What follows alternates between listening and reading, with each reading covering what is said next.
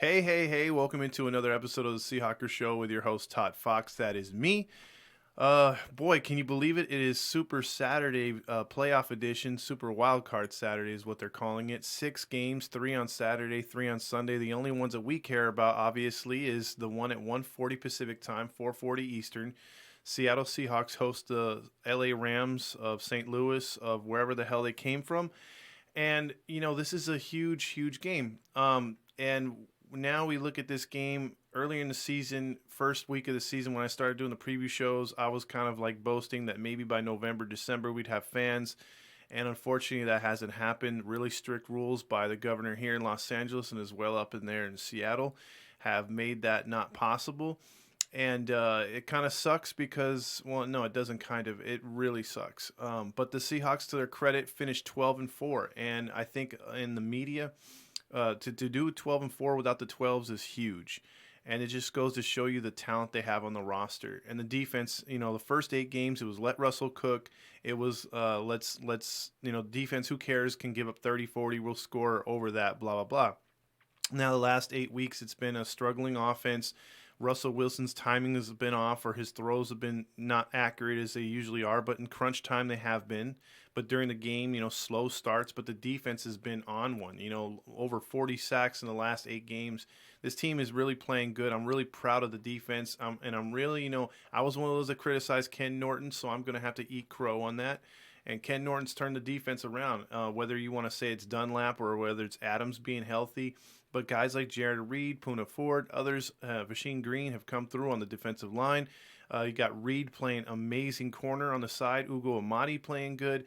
Now and Shaq Griffin playing good. So, and then the linebackers, I don't even need to mention them. KJ Wright and Jordan and then freaking Wagner have just been outstanding all year. So let's give credit where credit's due. I'm gonna start with Norton there. Schottenheimer's play calling's been iffy lately, but the running game is healthy finally. The offense, this is probably the healthiest we've seen the Seahawks all year, so it's something to be excited about, and it's also to know that the Seahawks are this good coming into the playoffs. In this one, I'm not going to preview it too much, but I'm just going to say again, like I said in the last video, 12-4 is nothing to be ho-humming about, but the media, the national media, has not given the Seahawks much credit. As a 12-4 team, all you hear out of the NFC is talking about Tom Brady and how old he is and how great he is. He's got the same amount of touchdowns as his age almost, and then the fact that they're going in there as the shocking team that could pull a lot of upsets because of their records not that good, but they're still a dangerous team. And yes, there's no question they are, but they have holes. Offensive line hasn't held up all that great. Brady's taken hits. Their offense hasn't been consistent all year, whether it's the run game, whether it's the pass game. And then their defense has a lot of holes too. Although they have a Dominic Sue and a couple other guys, they're really a no-name team on defensively. Then the media's been all over the Saints and the way that they run with Taysom Hill, and those plays are supposedly unstoppable. And then you got Drew Brees and the Saints, Alvin Kamara and all that stuff. So it's like they're pumping the superstars and the big names. And then you got the Packers, of course, and that's the media's darling. They continue to just push them. Aaron Rodgers this, Aaron Rodgers that. Guys only they did talk so much about their Devontae Adams and their running game, and they got Dillon now who's running good for them, along with Jones, and their defense is this and blah blah blah. And then don't even get me started on the AFC. To me, in the AFC, there's a lot of good teams in the AFC. The Chiefs, the Bills, the Titans, the Steelers. Well, Steelers are iffy because they're only one-dimensional, but they could still win, and that defense is still good. So it's going to be a topsy-turvy playoffs. There's going to be some upsets. There's just a hell of a lot of good teams in the NFL right now, but I think one that they're overlooking a lot is the Seattle Seahawks.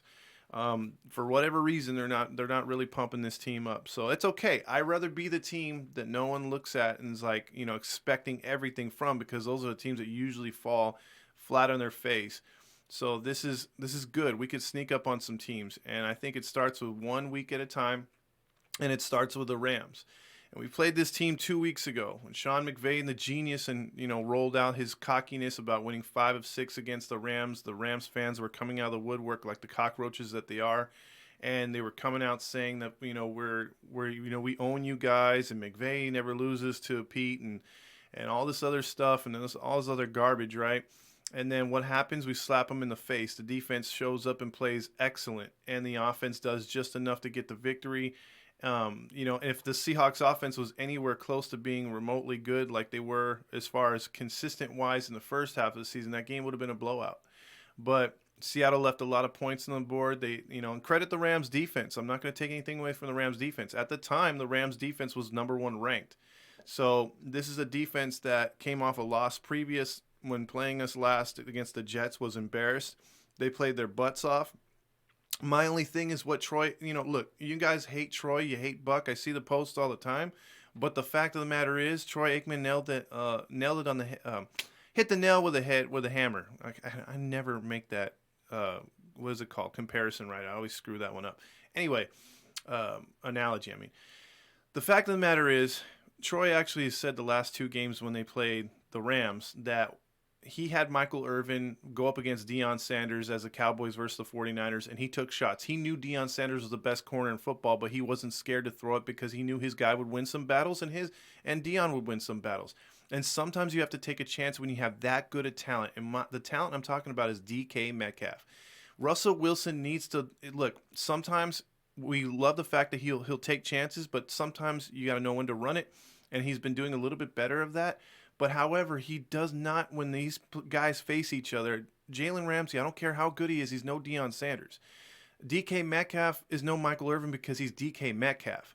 DK Metcalf is a stronger physical receiver than Michael Irvin. I'm not going to say he's better than the Hall of Famer because he has to build his track record. So I'm not it's apples to oranges. I'm just saying DK Metcalf is a once in a generation type receiver.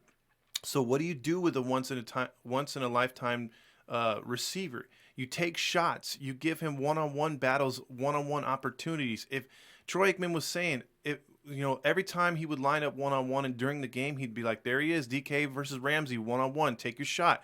Do something with it. And they didn't do it in either game. It didn't cost them in the second game. It cost them definitely in the first game. So I want to see that change wild card weekend. I do not want to see 3 catches for 30 yards for Metcalf, because if that happens again, which it did last time, there's a good chance they could lose a game. Metcalf needs to be a force in this game. I don't want him just to be a decoy. Yes, he opens up things for the tight ends like Disley and all the other guys we got on this roster, but you gotta throw it to him at some point. And Lockett wasn't exactly blowing the Rams out either, so they need to get those 2 guys involved because one usually opens up the other.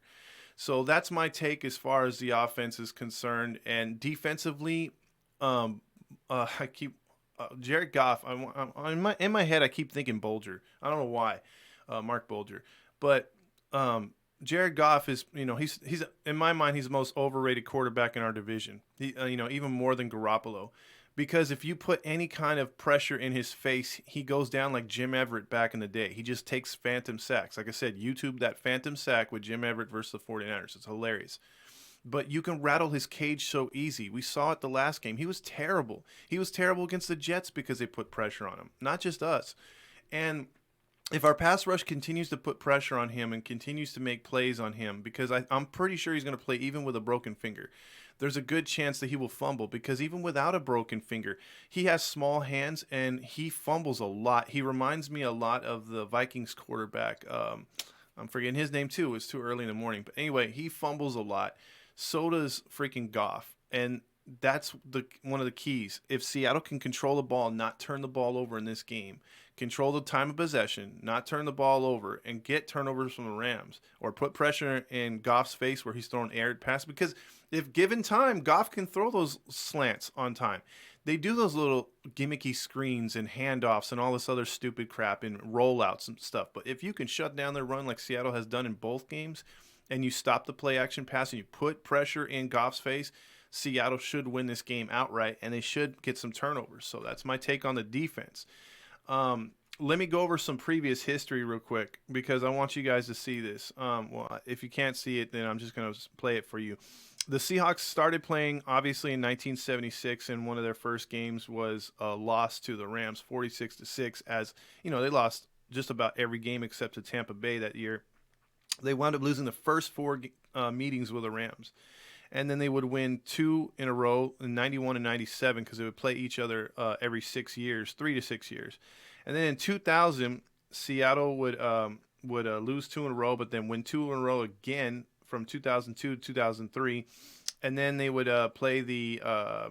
Let's see, they would start playing them. Yeah, in 2002 we started playing them twice a year when they moved into the division. When Seattle switched conferences from AFC to NFC, Seattle won two in a row. Then the Rams ripped off four in a row, including a 2005, if you remember. That was the year where Seattle was a wild card team and Matt Hasselbeck was a quarterback, and they had Jerry Rice that year for the only year. And Jerry Rice was their most consistent receiver. I had never seen so many drop passes by a receiving core, and that team it summed up the way they lost, because Seattle would lose in overtime to the Rams, and it was frustrating because it was a game that they should have won, or not in overtime. They lost in the regulation, and it was a fourth down play, and the receiver dropped the ball in the end zone, and that would have tied the game and sent that one to overtime. So after that loss, it seemed to piss off the Seahawks, because from 2005 to 2010 they won 10 straight over the Rams, and it's been back and forth since. Other than the last 4 out of 6 the Rams have won recently under McVay versus Pete, and the all-time record versus each other is Seattle leads the series 25 21 and 0. So Seattle is obviously winning that one. And then I wanted to show you too the NFC West as a whole. For you fans that are new or don't remember your history, the NFC West was created in 1967 with a division of the Rams. The Colts were in it. There was several other teams in it, but it was mostly from 70 onward. It was, for some reason, the Rams, the 49ers, the Falcons, and the Saints. And the Saints really never participated in this division much because they sucked, and the Falcons as well. They really didn't play too many playoff games, and it was dominated by the Niners and surprisingly the Rams through the 70s. And then the 80s was all Niners, with the exception of one division championship by the Falcons, or two by the Falcons, 80 and 82 and 85, and the rest was all 49ers. But you got to remember, back in the day, the Niners, there was no salary cap. So at the time, you were able to keep Joe Montana. You had Steve Young, another Hall of Famer, on the bench. You had Roger Craig, all these guys that made it to the Hall of Fame from the Niners. You're able to overpay them. They had one of the highest payrolls because there was no salary cap. And then when the salary cap kicked in, the Carolina Panthers also were in this division later on. They were moved in as a fifth team. They won their only division from the NFC West in 1996 and lost in the NFC Championship. But even after that, in the 90s, from 92, 93, the Saints won one in 91, actually. They're one of two only NFC West division titles. And then it was the Niners winning for most of the 90s. And then you had the Falcons in 98 when they lost the Super Bowl. In 99, the Greatest Show on Turf won the, they won the division. And then the Saints won in 2000, their last time. Then 2001 was the Rams winning at 14-2. And they lost the Super Bowl to the Patriots, actually, 20-17 in 2001. So that was the final. That was where the division changed, basically. So you had the realignment with a new team coming into the league. You had teams switching around, and in 2002, when they did the realignment, the 49ers won the division 10-6 that year. Rams won 12-4 in 2003. Then it's where the division changed. Seattle just started mosh pitting after this. They won 2004, 2005, 2006, 2007. Cardinals would win back-to-back with Kurt Warner in 08 and 09. But then 2010, Seahawks came back. The Niners would win 11 and 12, barely. And then the Seahawks would win 13 and 14. Cardinals would get 15. Seattle would get to 16. And then the Rams had 17 and 18 before the Niners had last year, and then we had this year.